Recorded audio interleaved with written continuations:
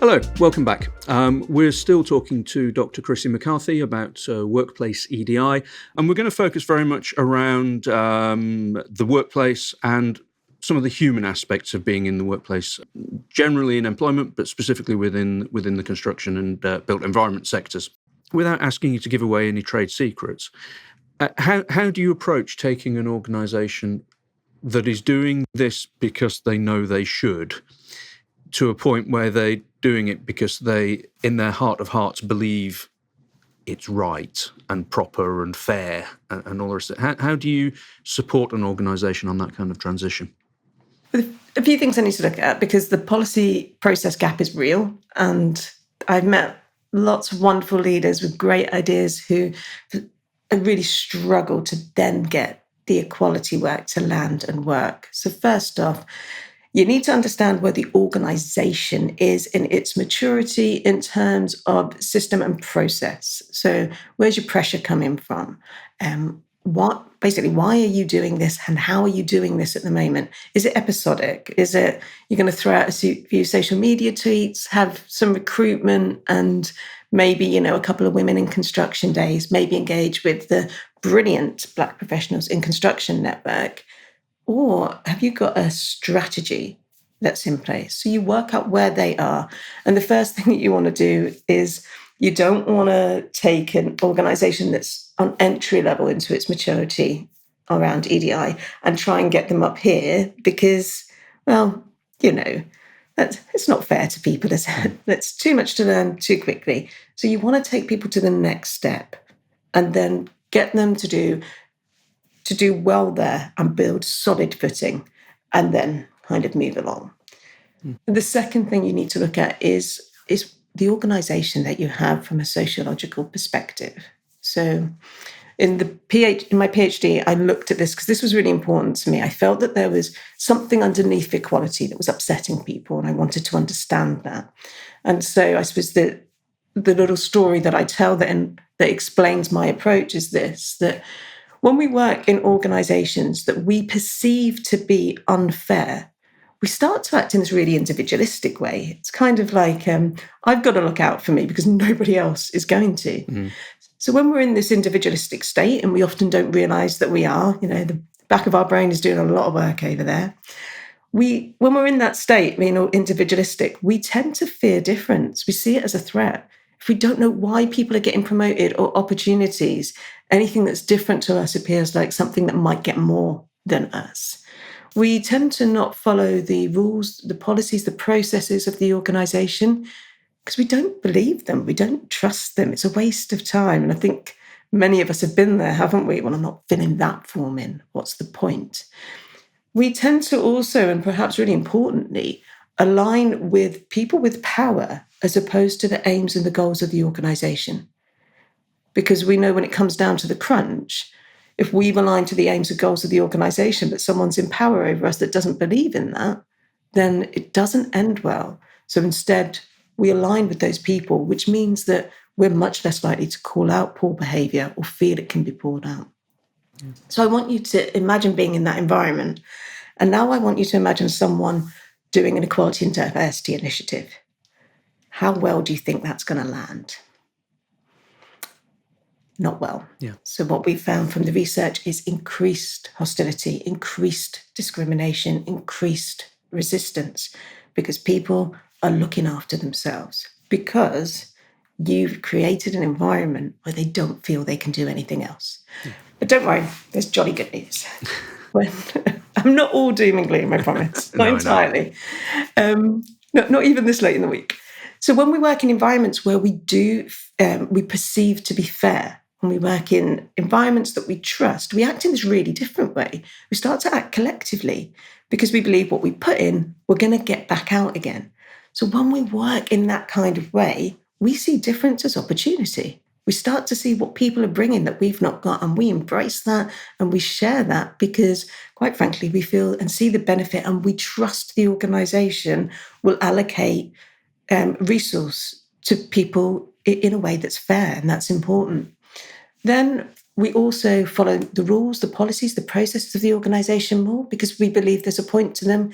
And even if we don't believe in the point of a specific policy, we're often much more likely to do it anyway because we believe someone else knows the reason.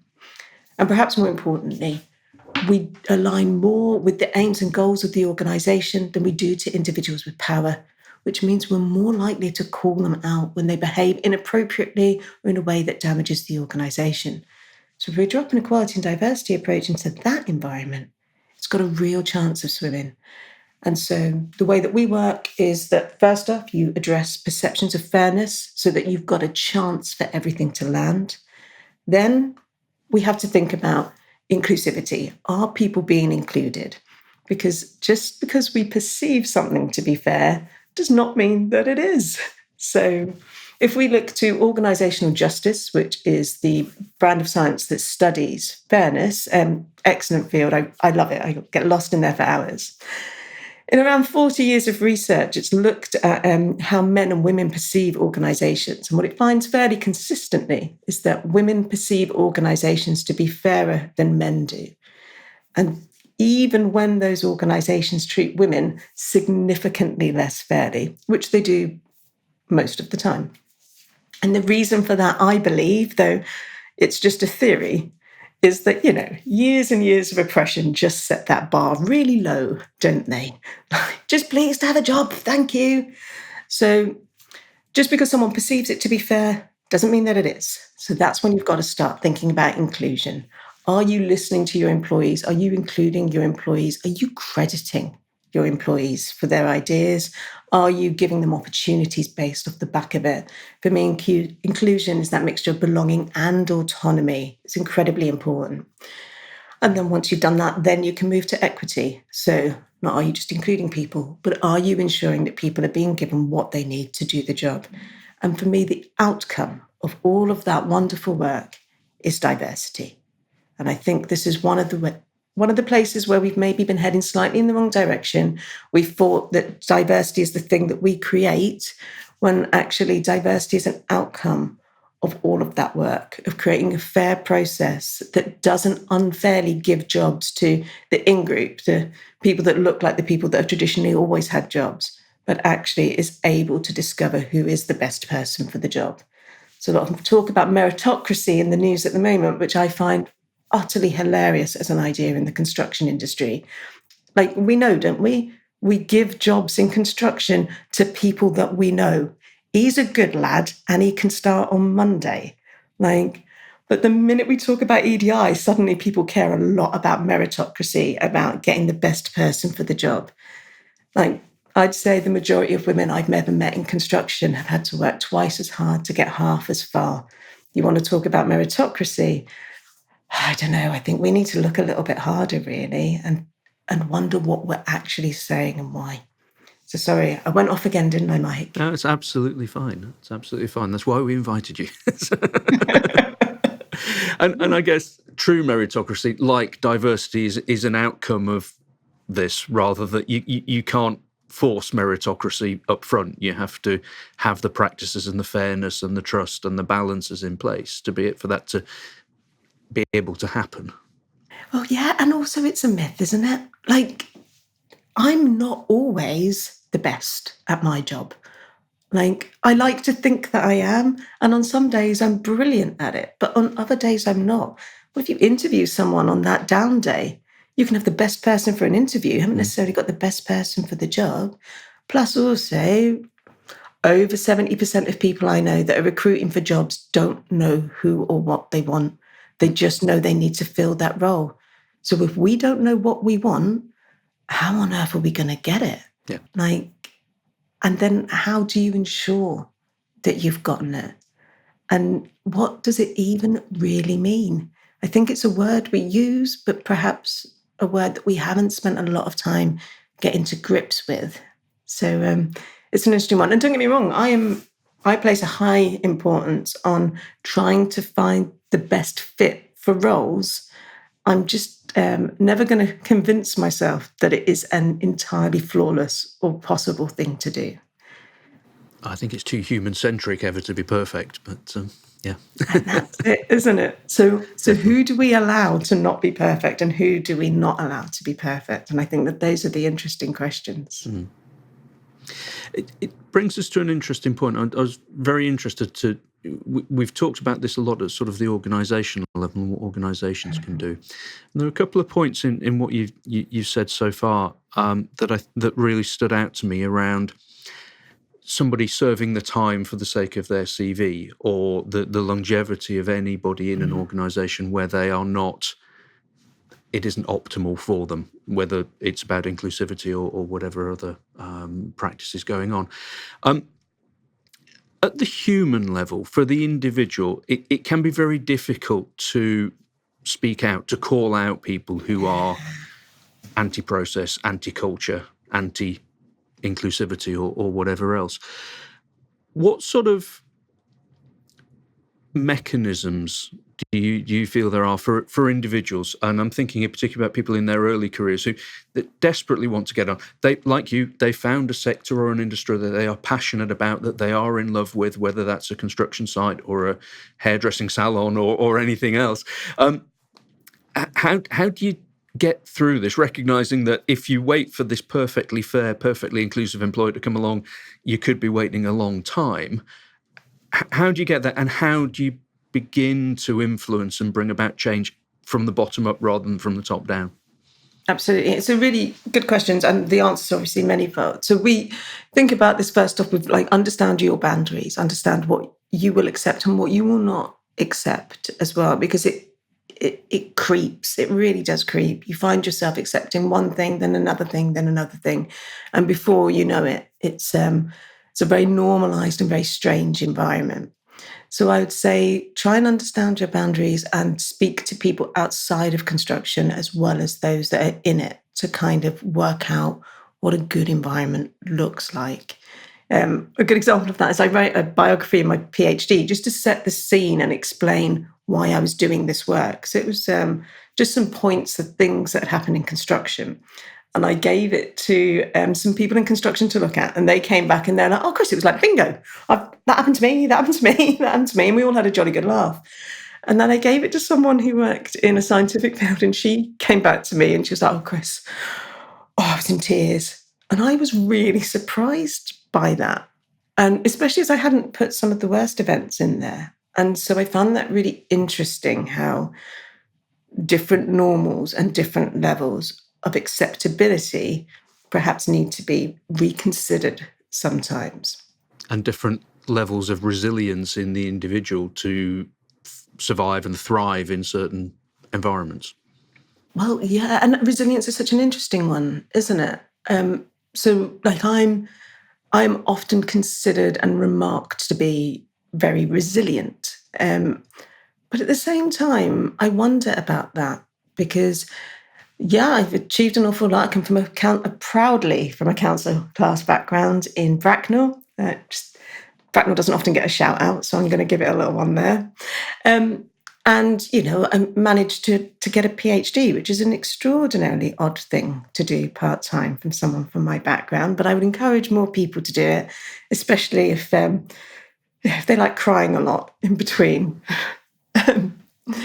Joking aside, I would encourage it. But one of the really, really interesting things about resilience is that you can sometimes only have it to a point.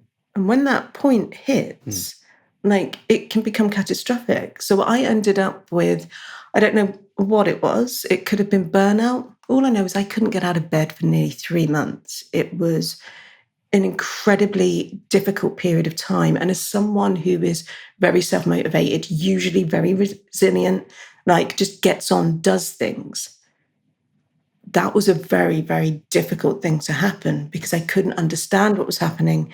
And also I had zero control over what was happening to me. And I can always remember lying there thinking, how do people shower? How do they just get up, stand up and shower? I couldn't work it out. It felt impossible. And I think that's always one thing to be really wary of when we talk about how much resilience people have, is to ensure that that's not just being stored up for one big rainy day, or all one big rainy 3 months. So, and I only mention that like I'm fully recovered now, or I like to think so, but mind you, I often find out a little bit later down the line that wasn't entirely true. But I like to say that because I think it's really important to see mental health happening in spaces where you might not expect it to, and that's okay. And that I don't feel like we should be putting shame next to it. We should be able to talk about this and support each other and understand this as a fact of this environment that we're working within. Well, to be fair, the world that we're in right now. But one of the other really important things, so there's some really lovely work by Kleinman, which looks at why people don't recognize inequality or discrimination when it's happening to them. And I think a really important thing to do is to understand that, because the more I reflected, I didn't really realize the scale of the inequality till I left the construction industry and did a bunch of reading. And then I was like, oh, that was that, and that was that, and that was that. And it was kind of boring kind of frustrating in a way, because, I think as individuals, we often quite like to think that we're a bit different, that, we're a bit exciting, perhaps. My career was so boringly similar to so many people that came before me. And so it was like, oh, right, that's common. That's common. So I think knowing a bit more about it can be incredibly helpful. I know people often say we shouldn't talk about these things because, then people will see things that aren't there, or it will put people off. I would say it wouldn't have put me off. I would have known better how to navigate it. And I would have known better how to call out what was bad behavior, rather than continuing to take it on personally to the detriment of my mental health. So I'm not discouraging people from coming into construction. As far as I'm concerned, you want to come and build things, give that a whirl. It is all of the joy in the world. But know what you might be getting yourself into. Know how to create a plan to navigate it. Know that if you think that there's no immediate harm from the unequal behavior that is happening, you are less likely to consider that to be inequality. That doesn't mean it's going to have a compound action. And it also means it might be a symptom of the environment that you're in. So, for example, your boss making a load of jokes, it's a good sign that your boss might not consider you for promotion.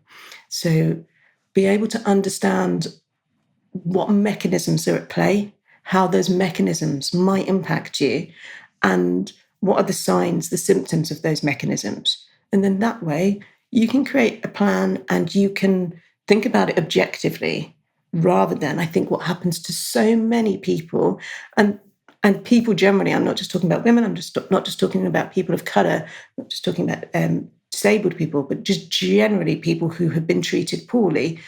I think quite often we can store it up and find reasons to avoid it until we suddenly burst in this emotional place. And then suddenly people are responding to our emotion, not the situation that we're in. And so if we can find a way to deal with this before we get to that emotional state, then it puts us on a much stronger footing as well. I think there's probably a whole other episode that we might get to one day around how people introduced into an industry in that kind of environment go on to perpetuate it, and it becomes a cycle. But unfortunately, we are running tight for time. So I'm going to ask one final question around this, and I think I know your answer. But your journey has been fascinating, and I love to talk to you and hear about it. Where it's got you in terms of trying to make a positive difference in trying to help organisations and individuals forward. I think it would be very easy to be on this and what felt like a never-ending treadmill of trying to fix it. Are there grounds for optimism here? Are you seeing a brighter future from, not just from the work that you're doing, inevitably that is helping, of course, but generally sort of business culture and so on, you think there's better times ahead? I do. And I do for a few reasons. One, like I said before, I'm from a council house estate in Bracknell. These are sink estates. People didn't usually get out. And the reason that I've got a PhD is down to no other thing than the construction industry. There wouldn't have been a route for me otherwise. And so that shows me that the construction industry does give routes and does provide ways through when it wants to. Secondly, look at what we did with health and safety. I just told you a story of the 13-year-old girl on the Jubilee Line extension. Don't think I was in a contained area. I was wandering around on my own when my dad was making a roll-up. Like, imagine that happening now. Like, because if that happened on my site, I would lose my mind, let alone back then, it was just fine. Like my first day on every site whilst, when I first went into construction 18, 19, I was taken down the pub at lunchtime and then put back on the building site again. Like my first one, I think they wanted to see how many beers I could drink. And so they sent me back, quite frankly, drunk. That was my site managers. The industry has changed a phenomenal amount. So I do believe it absolutely has the capacity for change. But it's that thing, isn't it? You have to believe that it will change. And where the industry falls down is it's quite politicized. It doesn't trust itself. It doesn't trust others. And so therefore the infighting and the scramble to get hold of things can kill them quite a lot. It needs to trust and give support, especially to women and marginalized group run projects rather than, trying to control them all. And as well, I think in terms of people, that's a hard puzzle. People are tricky. We can get a bit of a grasp of how they act in groups, but individually, I'll be honest, I don't know what I'm going to be up to this afternoon with my mental state, so I've got no hope for the rest of you.